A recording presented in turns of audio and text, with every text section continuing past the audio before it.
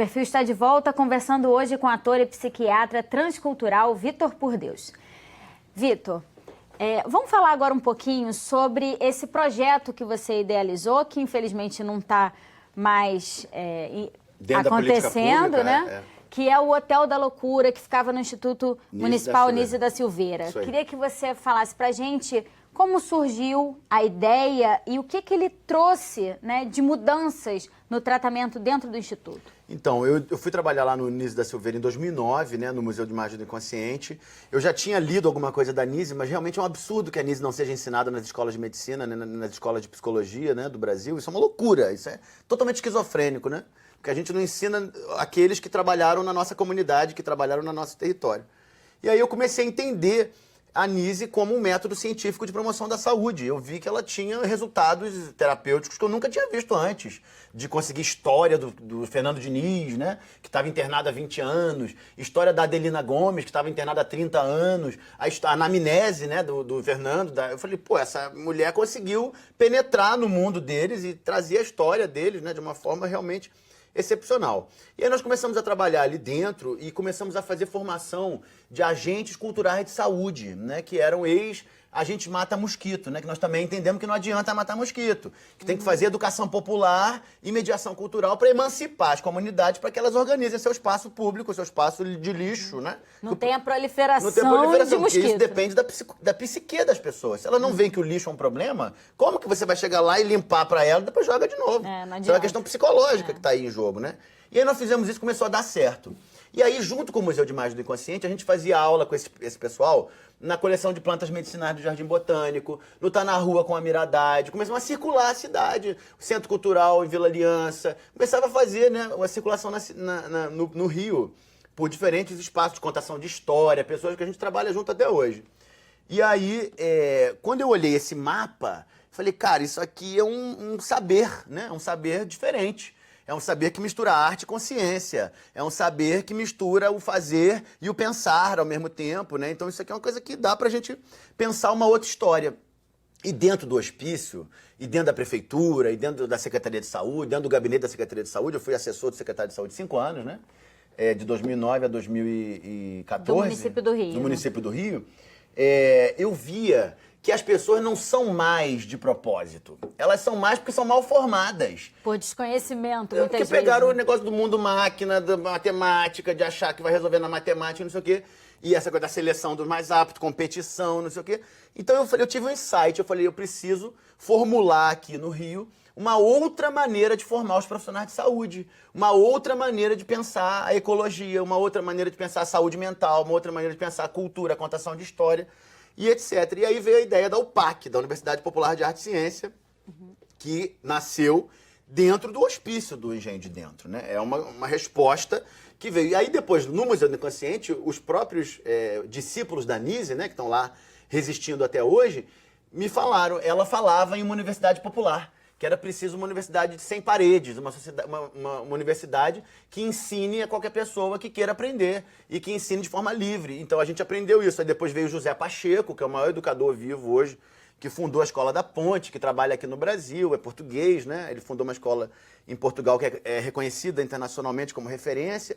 E aí nós tivemos essa ideia, que nós tínhamos que fazer uma universidade aberta, lá dentro do hospício. Não convencional. Onde os artes cientistas poderiam desenvolver projetos. O nosso trabalho, que eu faço até agora, até hoje, é acompanhar esses projetos, ver como as pessoas estão escrevendo, como elas estão propondo, como elas estão investigando, né, um certo tema que elas escolhem o que fazer. E aí nós começamos a trabalhar. Em 2011, nós fizemos o primeiro congresso da UPAC no Carlos Gomes, né, aqui na Praça Tiradentes, que é o berço da cultura brasileira.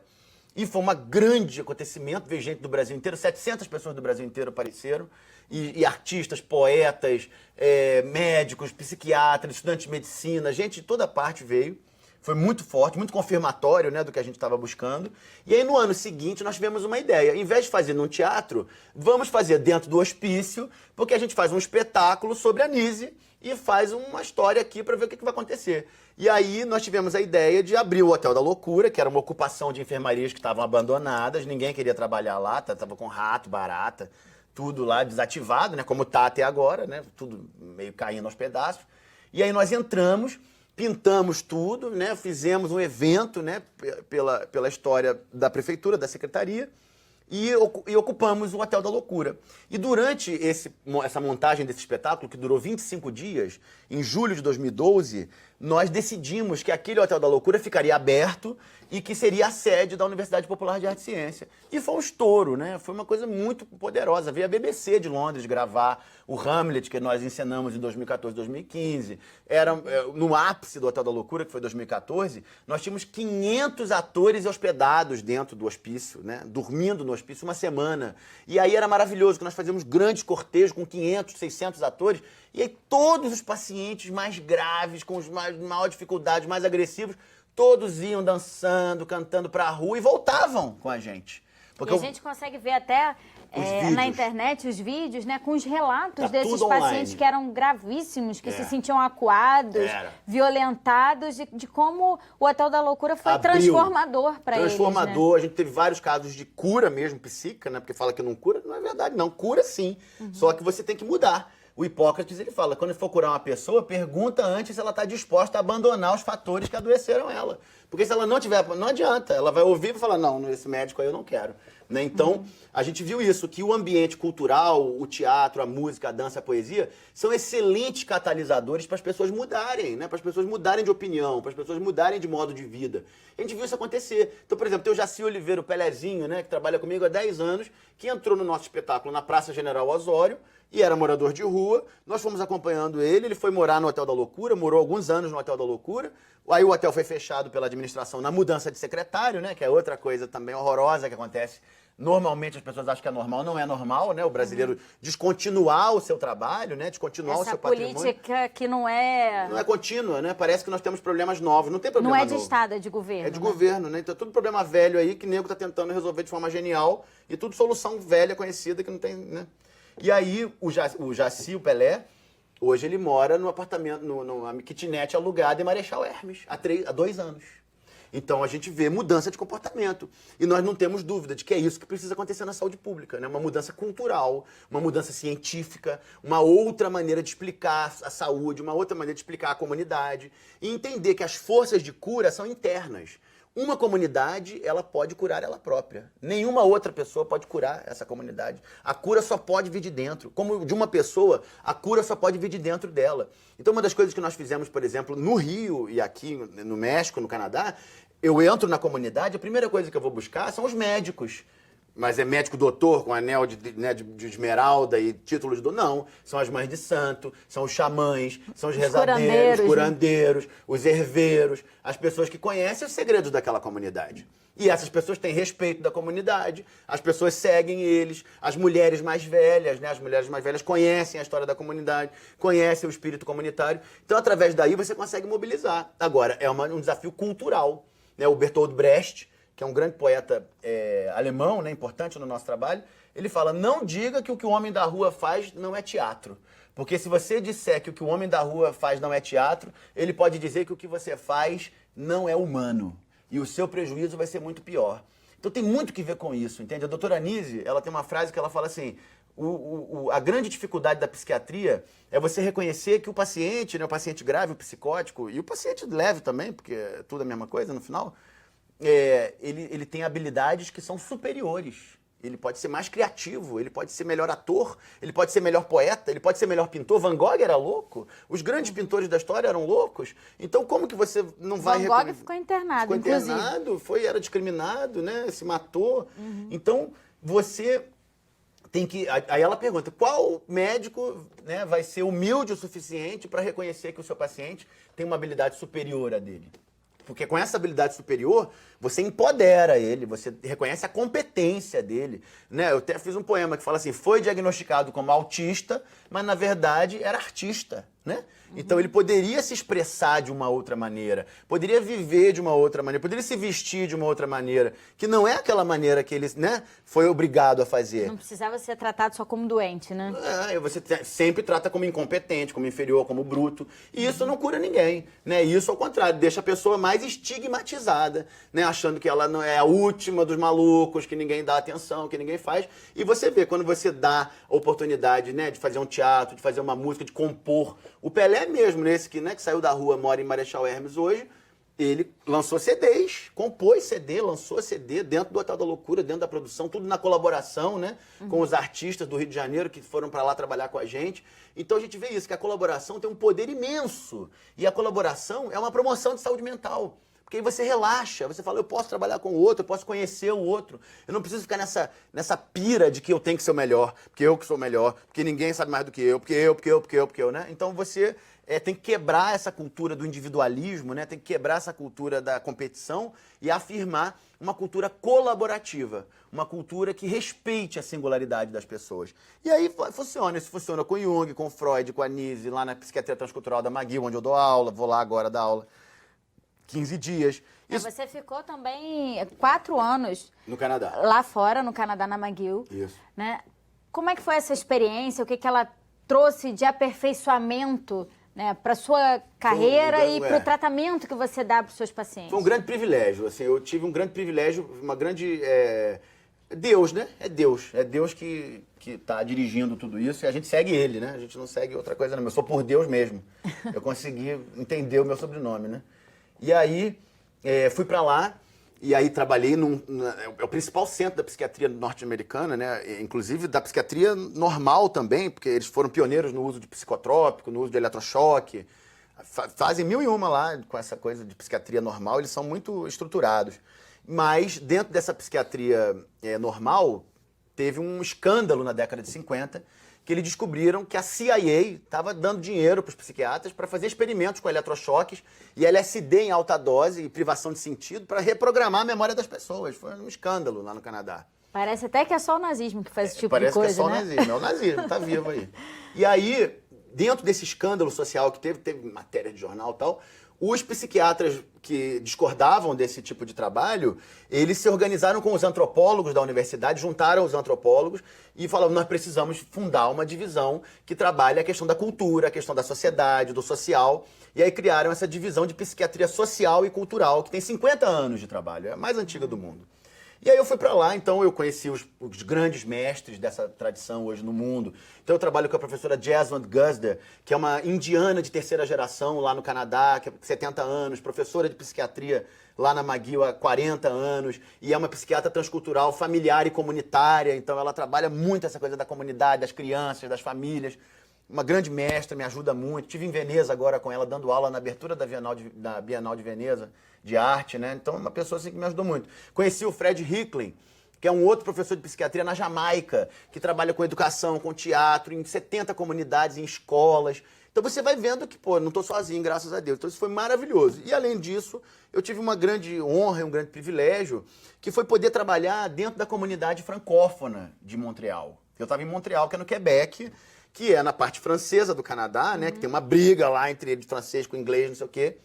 Então eu fui trabalhar com os francófonos, numa comunidade no norte, uma comunidade assim mais vulnerável, né? De classe média, que lá não tem pobre, né? É tudo classe média baixa. E aí eu tive um grande privilégio, porque eu fui acolhido, entende? Fui acolhido pela comunidade, as pessoas começaram a trabalhar comigo, 2 das minhas pacientes fizeram uma tese descrevendo o trabalho. Nós estamos com 9 teses de mestrado e doutorado, né? Descrevendo esses efeitos do teatro e da promoção de saúde mental. E eu realmente fui, assim, acolhido, entende? Então, eu atendi famílias, atendi pessoas, fui para dentro do Quebec, fui visitar vilarejos para conhecer parentes dos meus pacientes, fui dar aula em universidades dentro do Quebec, né? Aprendi a falar francês, que eu não sabia.